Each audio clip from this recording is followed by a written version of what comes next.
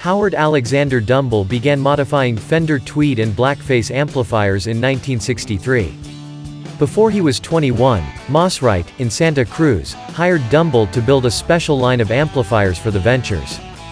By the late 1970s, he was modifying and building high-gain amps in the way that Randall Smith of Mesa Boogie, and others did.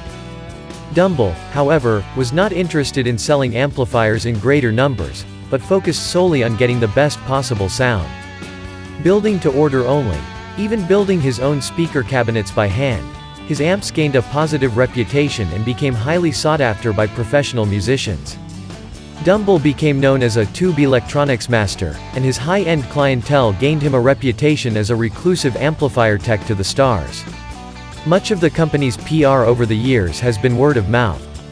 Howard Dumble did some interviews and advertisements in the 80s, but few people knew about him, even in the professional music community.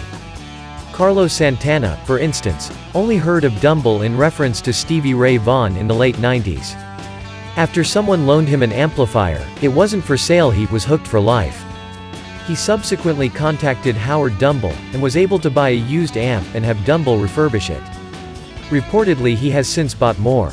Since the 1980s, Dumble covered the preamp circuitry of his amps with a thick layer of usually opaque epoxy, presumably protecting his schematic's exact design from prying eyes.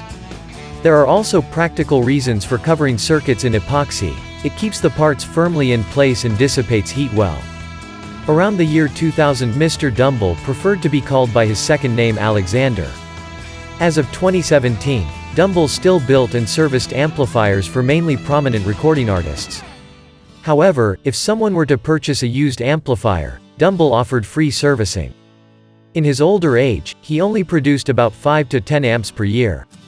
He loved to build his Ultraphonics and Rockphonics amps into Fender and Marshall chassis. The interiors are built from ground up and they are very popular with his customers.